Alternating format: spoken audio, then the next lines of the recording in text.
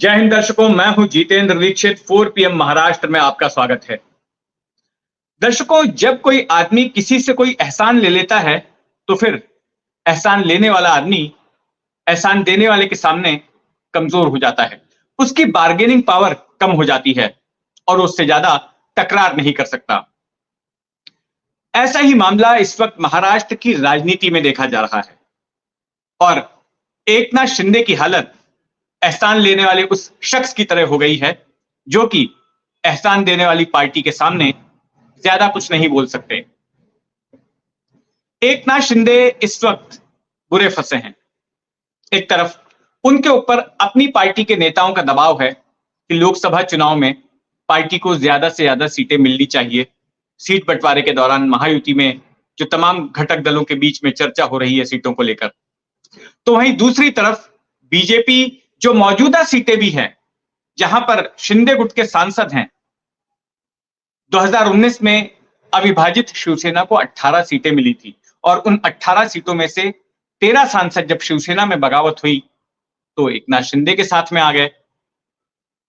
अब उन 13 में से भी कुछ सीटों पर बीजेपी अपना दावा कर रही है और शिंदे गुट के बड़े नेताओं को, दिग्गज नेताओं को यह बात नागवार गुजर रही है और यह कहा जा रहा है कि बीजेपी एक तरह से शिवसेना को खत्म करने की कोशिश कर रही है, शिवसेना को दबाने की कोशिश कर रही है।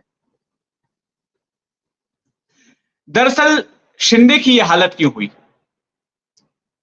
साल 2022 के जून महीने में जब एकनाथ शिंदे ने शिवसेना में बगावत की और अपनी अलग पार्टी की स्थापना की, तो उसके पीछे साफ तौर पर बीजेपी का हाथ था। एकनाथ शिंदे की हमेशा से महत्वाकांक्षा थी मुख्यमंत्री बनने की। उनको ऐसा लगता था कि ठाकरे परिवार से कोई मुख्यमंत्री नहीं बनेगा। बाला साहेब ठाकरे ने तो शपथ ले रखी थी कि वो मुख्यमंत्री नहीं बनेंगे, रिमोट कंट्रोल से सरकार चलाएंगे, मुख्यमंत्री ही नहीं कोई भी सरकारी पद नहीं लेंगे, इस तरह की शपथ उन्होंने ली थी। तो उन्होंने सोचा, शिंदे ने सोचा कि शायद उनके बेटे उद्धव ठाकरे भी अपने पिता का अनुकरण करें और यही बात फॉलो करें। लेकिन 2019 के चुनाव के बाद ऐसा हुआ नहीं।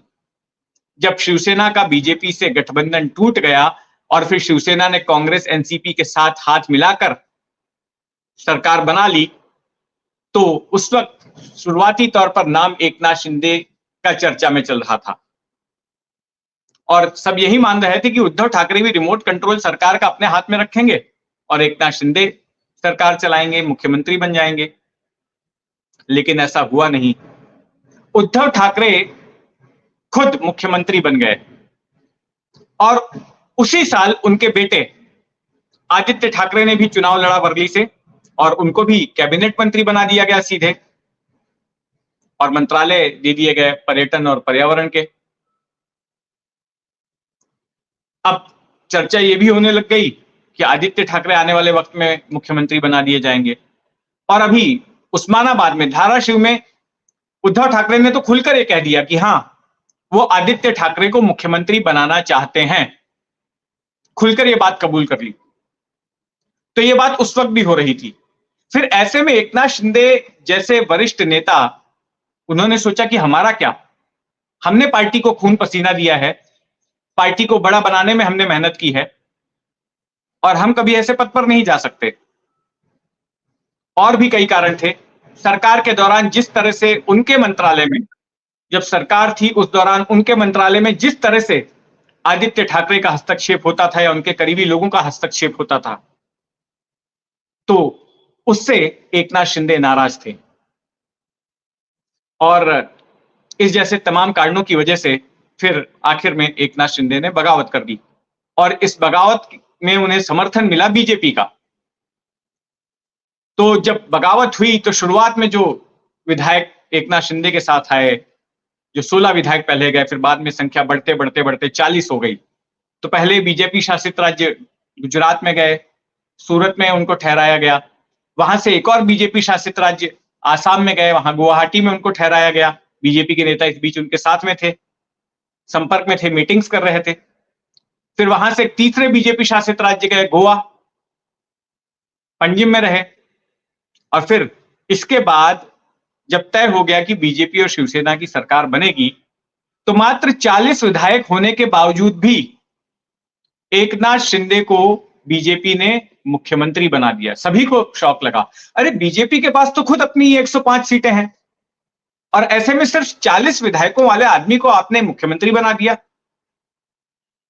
सभी लोग चौंक गए थे, लेकिन इसके पीछे बीजेपी की अपनी रणनीति थी।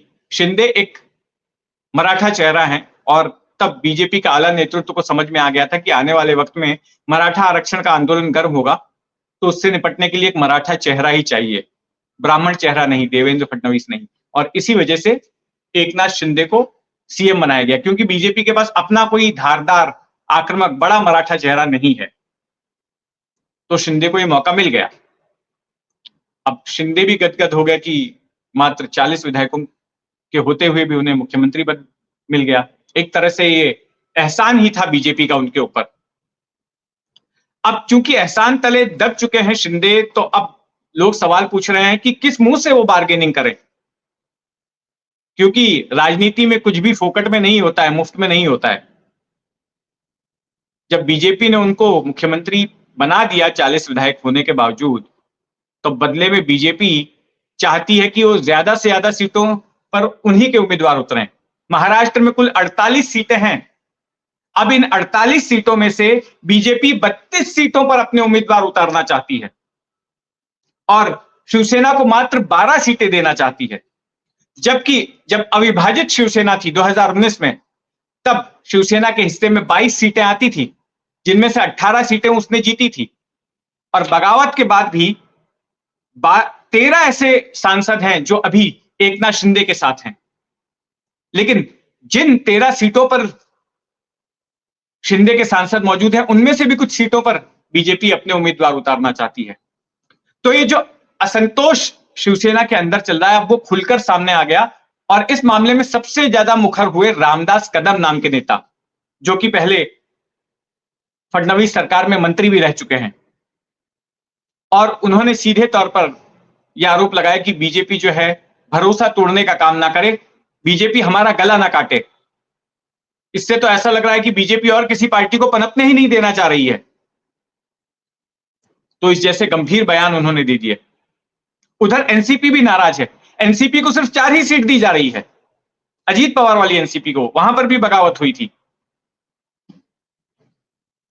तो इस तरह का हाल है। अब एकनाथ शिंदे फंसे हुए, एक तरफ पार्टी के नेता दबाव डाल रहे हैं कि ज्यादा से ज्यादा सीटें आप लीजिए, दूसरी तरफ बीजेपी देने को तैयार नहीं है, तो शिंदे फंस चुके हैं।